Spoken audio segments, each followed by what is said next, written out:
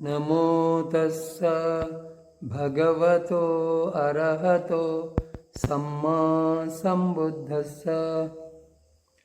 ఇంతకుముందు మనము అశోకావధానంలో పాంశుప్రధాన అవధానం గురించి చెప్పుకోవటము పూర్తి చేసుకున్నాం. ఈరోజు అశోకుని జననం. ఆ సమయంలో రాజగృహ నగరంలో బింబిసారుడు అనే రాజు రాజ్యం చేస్తున్నాడు. బింబిసారుని కొడుకు అజాతశత్రువు, అజాతశత్రువు కొడుకు ఉదాయి, ఉదాయి కొడుకు ముండు, ముండుని కొడుకు కాకపర్ణి, కాకపర్ణి కొడుకు సహలి, సహలి కొడుకు ఉలకుచి, ఉలకుచి కొడుకు మహాముండు, మహాముండుని కొడుకు ప్రసేనజిత్తు, ప్రసేనజిత్తు కొడుకు నందుడు, నందుని కొడుకు బిందుసారుడు. ఇప్పుడు పాటలీపుత్ర నగరంలో బిందుసారుడు అనే రాజు రాజ్యం చేస్తున్నాడు. ఆ రాజుకు కొడుకు పుట్టాడు. అతనికి సుసీముడని పేరు పెట్టారు. ఆ సమయంలో రాజగృహంలో బింబిసారుడు అనే రాజు రాజ్యం చేస్తున్నాడు. ఇంత మట్టుకు మనకు చాలు. ఈ తక్కిన వివరాలు ఇచ్చిన చూడు, ఈయన కొడుకు ఈయన, అవన్నీ తప్పులున్నాయి. ఇప్పుడు బింబిసారుని కొడుకు అజాతశత్రువు, అజాతశత్రువు కొడుకు ఉదాయి, ఉదాయి కొడుకు ముండు. ఈ విధంగా ఒక 5 తరాల వరకు అది కరెక్టు. తర్వాత ఆ వంశం మారుతుంది. అది నందవంశం వస్తుంది, ఆ తర్వాత మౌర్య వంశం వస్తుంది. మౌర్య వంశంలో బిందుసారుడు అశోకుని తండ్రి. వీళ్ళు ఇదంతా అవసరం లేదు, ఇంత మట్టుకు సరిపోద్ది. ఆ సమయంలో రాజగృహ నగరంలో బింబిసారుడు అనే రాజు రాజ్యం చేస్తున్నాడు. ఇప్పుడు ఇందులో ఇంకొక దోషం కూడా ఉన్నది. బింబిసారుడి కాలానికి రాజధాని రాజగృహంలో లేదు, మగధ రాజధాని ఎక్కడ ఉన్నది? పాటలీపుత్రంలో ఉన్నది. బుద్ధుడి కాలంలోనే పాటలీపుత్ర నగర నిర్మాణం జరుగుతుంది. అందుకని దీన్ని చరిత్ర గ్రంథంగా కాకుండా కేవలము ఒక ఉపదేశ గ్రంథంగా మాత్రమే తీసుకోవాలి. ధర్మోపదేశానికి ఉపయోగపడేదిగా మాత్రమే చూడాలి దీన్ని. అయితే మన ఈ కథా సమయానికి రాజగృహ నగరంలో అన్నాడు తప్పే, కానీ అదే చెప్పుకుందాం. రాజగృహ నగరంలో బింబిసారుడు అనే రాజు రాజ్యం చేస్తూ ఉన్నాడు. ఆ రాజుకు కొడుకు పుట్టిండు. ఇది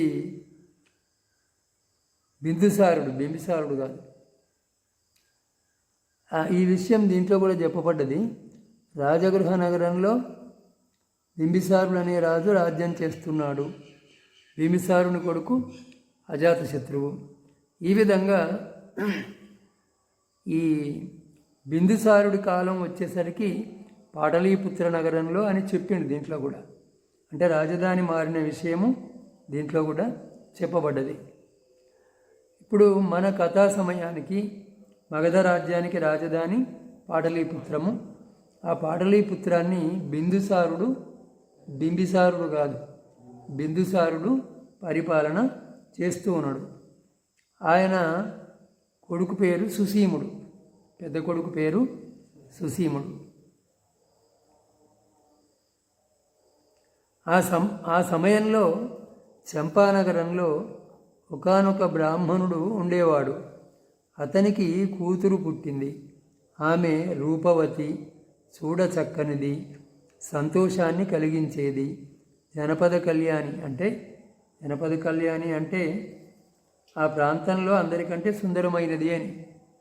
అంతే, ఇంకొక అర్థము లేదు దాంట్లో. జనపద కళ్యాణి అంటే ఆ ప్రాంతంలో అందరికంటే సుందరమైంది అని. ఆమెను గురించి జ్యోతిష్కులు ఈ బాలికకు రాజు భర్తగా లభిస్తాడు, ఈమె 2 పుత్రరత్నాలకు జన్మనిస్తుంది, అందులో ఒకడు చతుర్భాగ చక్రవర్తి అవుతాడు, రెండవ వాడు ప్రవ్రజితుడై వ్రతసిద్ధిని పొందుతాడు అన్నారు. అది విన్న బ్రాహ్మణునికి ఒళ్ళు పులకరించింది. లోకులు సంపత్తి కాములు కదా. పాటలీపుత్ర నగరాన్ని బిందుసారుడు పరిపాలన చేస్తూ ఉన్న సమయంలో చంపానగరంలో ఒక బ్రాహ్మణుడు ఉండేవాడు. అతనికి ఒక కూతురు పుట్టింది. ఆమె రూపవతి, సూచన వారి మనస్సులకు సంతోషాన్ని కలిగించేది, అత్యంత సుందరమైనది. ఆమెను గురించి జ్యోతిష్కులు ఇట్లా అన్నారు: ఈమెకు రాజు భర్తగా లభిస్తాడు. ఈమెకు 2 రత్నాల వంటి కొడుకులు పుడతారు. అందులో ఒకడు చక్రవర్తి అవుతాడు, రెండవ వాడు ప్రవరజించి అర్హంతుడు అవుతాడు అన్నారు జ్యోతిష్కులు. అది విన్న బ్రాహ్మణునికి చాలా సంతోషం కలిగింది. అతడు ఆ కూతురును తీసుకొని పాటలీపుత్రాన్ని చేరుకున్నాడు. అక్కడ ఆమెను సర్వాభరణాలతో అలంకరింపజేసి, ఈమె దేవకన్య వంటిది, ప్రశస్తమైనది, ఈమెను భార్యగా స్వీకరించుమని చెప్పి రాజు బిందుసారునికి అప్పగించాడు. రాజు బిందుసారుడు ఆమెను అంతఃపురంలో ప్రవేశింపజేశాడు. అంతఃపురంలోని స్త్రీలకు ఈమె రూపవతి, సంతోషాన్ని కలిగించేది, జనపద కళ్యాణి. ఒకవేళ ఈమె రాజుకు ప్రేమతో పరిచర్యలు చేస్తే రాజు మా వైపు కన్నెత్తి కూడా చూడడు అనిపించింది. అంటే రాజుకు అప్పటికే వివాహమైంది, పట్టపురాణి ఉన్నది, ఆమెకు సుసీముడు అనే కొడుకు కూడా పుట్టి ఉన్నాడు. అప్పుడు ఈ బ్రాహ్మణుడు తన కూతురును తీసుకుపోయి రాజుకు అప్పగించాడు. ఈమెను భార్యగా స్వీకరించండి అని చెప్పాడు. అప్పుడు బిందుసారుడు ఆమెను అంతఃపురంలో ప్రవేశపెట్టించాడు. ఇతర స్త్రీలు, రాజు యొక్క ఇతర భార్యలు అన్నమాట, ఆమెను చూసి ఈమె ఇంత చక్కగా ఉన్నది, ఈమెను చూస్తే రాజు మనని దగ్గర తీయడు, అందుకని ఈమె అంతఃపురంలో ఉండకుండా ఆమెకు వేరే పని చెప్పాలని అనుకుంటారు. అనుకొని ఆమెకు క్షురకర్మలో శిక్షణ ఇప్పించారు. అంటే మంగలి పని.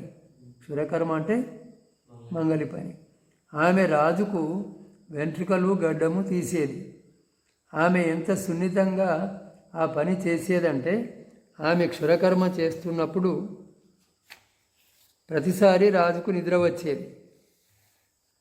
రాజు చాలా సంతోషించి ఏదైనా వరం ఇవ్వాలనుకొని, నీకు ఏ వరం కావాలి అని అడిగాడు. ఆమె నాకు దేవరవారితో కలయిక కావాలని అడిగింది. రాజు, నీవు మంగలి స్త్రీవి, నేను తలపై అభిషేకాన్ని పొందిన క్షత్రియ రాజును, నాతో నీ కలయిక ఎలా సాధ్యమవుతుంది అన్నాడు. అందుకు ఆమె, నేను మంగలి స్త్రీని కాను, బ్రాహ్మణుని కూతురును. మా తండ్రి నన్ను భార్యగా స్వీకరించుమని నీకు అప్పగించాడు అన్నది. అయితే నీకు మంగలి పని ఎవరు నేర్పించారు అన్నాడు రాజు. ఆమె, అంతఃపుర స్త్రీలు అన్నది. రాజు, ఇక నీవు మంగలి పని చేయకూడదు అన్నాడు. ఆమె క్షురకర్మను మెచ్చుకొని ఏం వరం కావాలి అని అంటే, దేవరవారితో కలయిక కావాలి అని అడిగింది. ఉద్దేశం ఏంటిదంటే, ఆమె గర్భంలో చక్రవర్తి పుడతాడు అని జ్యోతిష్కులు చెప్పారు కదా, అది నిజం కావాలి. అంటే మరి నీవు మంగలి స్త్రీవి, నేనేమో రాజ్యానికి అభిషక్తుడైనటువంటి రాజును, అది ఎట్లా సాధ్యమవుతుంది అని అంటాడు. అంటే నేను మంగలి స్త్రీని కాదు, బ్రాహ్మణ స్త్రీని. మా తండ్రి భార్యగా స్వీకరించమని మీకు అప్పచెప్పిండు అని ఆమె అన్నది. మరి నీకు ఈ మంగలి పని ఎవరు నేర్పించిండ్రు అంటే, అంతఃపుర స్త్రీలు అని చెప్పింది. అప్పుడు ఆయన, ఇక నుంచి నేను ఈ పని చేయొద్దు అన్నాడు. ఆమె పట్టపురాణిగా చేయబడింది. ఆ స్త్రీలు భయపడ్డట్టుగానే పటప్రాణి స్థానంలోకి ఈమె చేరింది. వారు ప్రేమతో ఆనందంగా గడిపారు. ఆమె గర్భవతి అయి 9 నెలలకు పుత్రుని ప్రసవించింది. అతనికి గొప్పగా జాతక కర్మలు చేసి ఏం పేరు పెట్టాలి అని అడిగారు.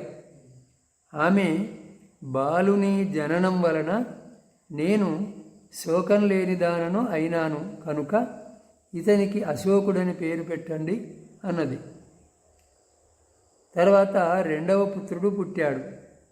శోకం పోయిన తర్వాత పుట్టాడు కనుక అతనికి వీతశోకుడని పేరు పెట్టారు. ఈ విధంగా 2 పుత్రులు జన్మించారు. అశోకుని చర్మము గరుకుగా ఉండటం వలన అతడు రాజుకు ప్రేమాస్పదుడు కాలేకపోయాడు. ఇతని చర్మము గరుకుగా ఉండేదట, అందువల్ల రాజు ఈయనంటే ఇష్టపడేవాడు కాదు.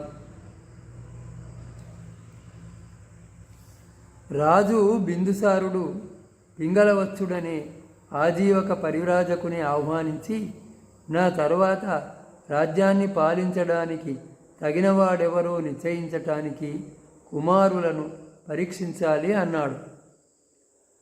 పింగళవత్స ఆజీవక పరివ్రాజకుడు అయితే కుమారులందరితో సువర్ణమండప ఉద్యానానికి పోవాలి, అక్కడే వారిని పరీక్షిస్తాను అన్నాడు. రాజు కుమారులందరినీ సువర్ణమండప ఉద్యానానికి వెళ్ళాలని ఆదేశించాడు. కుమారుడు అశోకునితో, తల్లి వత్స, రాజు కుమారులను పరీక్షింపజేయడానికి ఉద్యానానికి వెళ్ళాడు, నీవు కూడా అక్కడికి వెళ్ళాలి అన్నది. అశోకుడు, రాజుకు నా దర్శనమే గిట్టదు, నేను అక్కడికి ఎందుకు పోవాలి అన్నాడు. ఆమె, అయినా నీవు వెళ్ళాలి అన్నది. అశోకుడు, నాకు ఆహారాన్ని పంపించు అన్నాడు. వెళ్తా కానీ నాకు ఆహారం పంపించు అన్నాడు. అశోకుడు పాటలీపుత్రం నుండి బయలుదేరేటప్పుడు ప్రధానామాత్యుడు రాధాగుప్తుని కొడుకు అశోక, ఎక్కడికి వెళుతున్నావు అని అడిగాడు.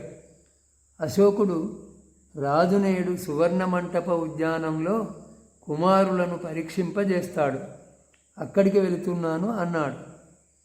రాధాగుప్తుడు అది విని తాను ఎక్కిన శ్రేష్టమైన వృద్ధహస్తిని, అంటే ఏనుగును, ముసలి ఏనుగును అశోకునికి ఇచ్చి దానిపై కూర్చుండి వెళ్ళమన్నాడు.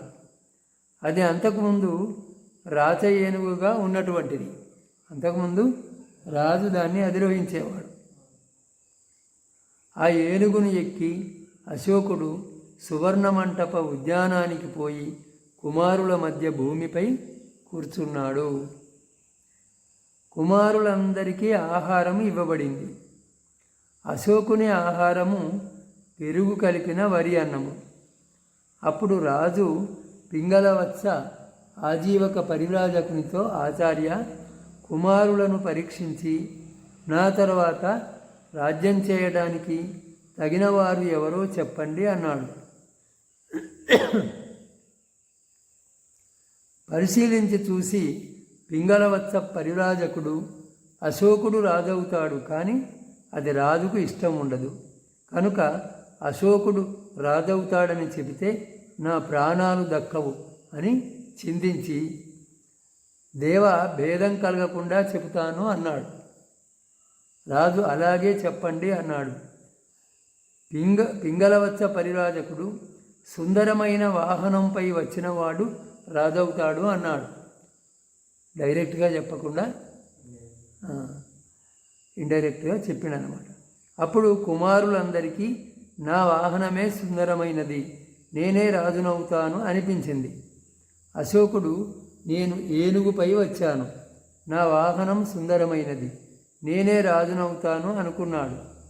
రాజు, ఆచార్య, మరోసారి పరీక్షించండి అన్నాడు. అప్పుడు ఆచార్యుడు, దేవ, ఎవరి ఆసనం శ్రేష్టమైనదో అతడు రాజవుతాడు అన్నాడు. అందరికీ ఒకే విధంగా నా ఆసనమే శ్రేష్టమైనది అనిపించింది. ఆసనం అంటే తాము కూర్చున్న కుర్చీ లేదా స్థలం అనుకో, కూర్చున్నటువంటి స్థలం. అశోకుడు నా ఆసనం భూమి, నేనే రాజునవుతాను అనుకున్నాడు. ఇలా వారి వారి పాత్రలను, ఆహారాన్ని, పానీయాలను అనుసరించి కుమారులు విపులంగా పరీక్షింపబడ్డారు. అప్పుడు వారంతా పాటలీపుత్రానికి తిరిగి వెళ్ళారు. అంటే ఖచ్చితంగా ఫలానా వాడు రాజవుతాడని ఆ ఆజీవక ఆచార్యుడు చెప్పలేదు. అందువల్ల ఎవరికి వాళ్ళే నేను రాజవుతా అంటే నేను రాజవుతా అని అనుకుంటూ వెళ్ళిపోయింది. పాటలీపుత్రానికి చేరిన తర్వాత అశోకుడి తల్లి అశోకుడిని అడిగింది, ఎవరు రాజవుతారు అని అడిగింది. అశోకుడు భేదం కలగకుండా ఎవరి వాహనము, ఆసనము, పాత్ర, భోజనము, పానీయము శ్రేష్టమో అతడు రాజవుతాడని చెప్పారు. నా యానం ఏనుగు, నా ఆసనం భూమి, నా పాత్ర మట్టి పాత్ర, నా భోజనము పెరుగు కలిపిన వరి అన్నము, నా పానీయము నీరు. నాకు తెలిసినంత వరకు ఇవన్నీ శ్రేష్టమైనవే కనుక నేనే రాజునవుతాను అన్నాడు. అశోకుడు ఆ విధంగా తల్లితో చెప్పిండు. అశోకుడు రాజవుతాడని తెలిసి పింగళవత్స ఆజీవక పరిరాజకుడు అశోకుని తల్లిని రాజమాతగా గౌరవించసాగాడు. ఆచార్యుడికి తెలుసు కదా అశోకుడు రాజవుతాడని, అందువల్ల అతని తల్లిని రాజమాతలాగా గౌరవిస్తూ ఉన్నాడు. ఆమె ఆచార్య బిందుసార మహారాజు తర్వాత ఎవరు రాజవుతారు అని ఆచార్యుని అడిగింది. ఆయన అశోకుడు అన్నాడు. ఆమె మీరిక్కడ ఉంటే రాజు ఎప్పుడైనా మీపై ఒత్తిడి తెచ్చి ఎవరు రాజవుతాడని అడగవచ్చును, కనుక మీరు సరిహద్దుల్లోని రాజ్యానికి వెళ్ళండి. అశోకుడు రాజైనాడని విన్న తర్వాత రావచ్చును అన్నది. ఇక్కడ ఉంటే రాజు మిమ్మల్ని మళ్ళీ అడగచ్చు, మీరు అశోకుడు అని చెబితే మీకు ముప్పు, అందువల్ల మీరు పక్క రాజ్యానికి వెళ్ళండి, అశోకుడు రాజైన తర్వాత తిరిగి రావచ్చు అని అన్నది. ఆ విధంగా ఆ ఆజీవక ఆచార్యుడు సరిహద్దు రాజ్యానికి వెళ్ళిండు. ఇక్కడికి ఈరోజు చాలు.